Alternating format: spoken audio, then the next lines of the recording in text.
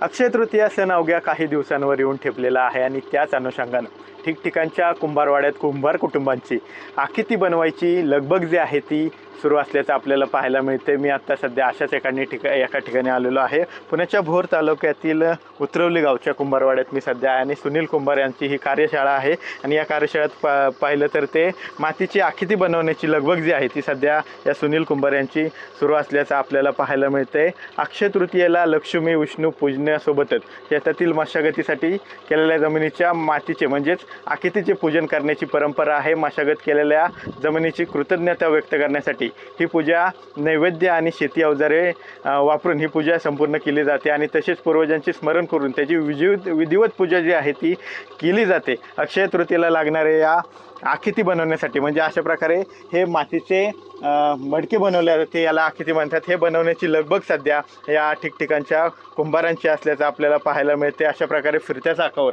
ही आखिती कुंभार बनवत आहेत, त्यानंतर त्या ठिकाणी ठोकून त्याला आकार दिला जातो। समोर आपण पाहिलं तर ते बनवून ठेवलेले सर्व आखिती आपल्याला पाहायला मिळतात। त्यानंतर हे काही दिवस म्हणजे 2-4 दिवस उन्हात वाळवले जातात आणि त्यानंतर भट्टीमध्ये टाकून हे संपूर्ण आखिती जी आहे ती तयार केली जाते। आपल्यासोबत हे नक्की कशा प्रकारे काम चालते या संदर्भात बोलण्यासाठी सुनील कुंभार जे कारागीर आहेत, आखिती बनवतात ते आहेत।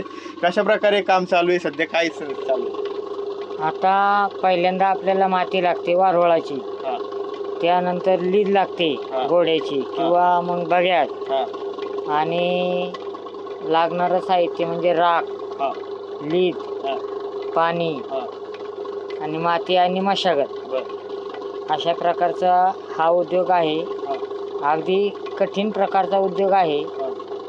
पूर्वी जास्त लोक करत होती, आता सध्या कमी लोक कामं करतात। ही कला कमी होत चाललेली आहे।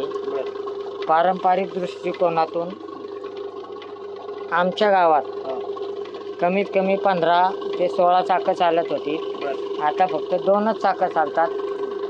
माझं रनिंग आता 56 चालू आहे।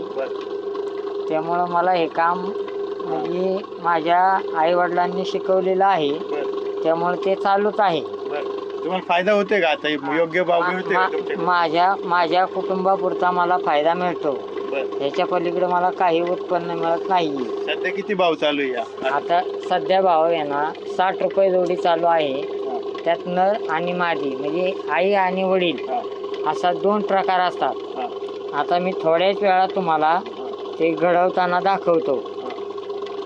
त्यात नर आणि मादी, त्याला मादीला मुखी नसते आणि नराला मुखी असते। म्हणजे जे वडील असतात त्यांच्यासाठी एक मुखी असते, ती मुखी दाखवतो तुम्हाला।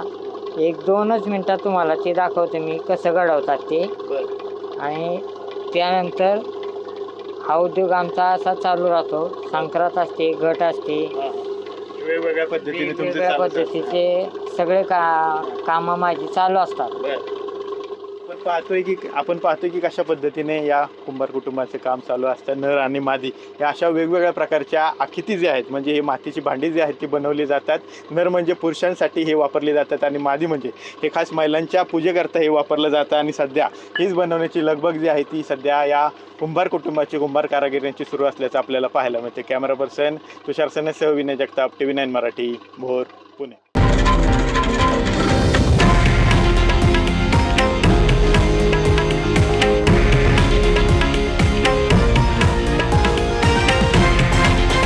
हे आहे देशातील नंबर 1 न्यूज नेटवर्क आणि आपण पाहत आहात TV9 मराठी, एकमेव।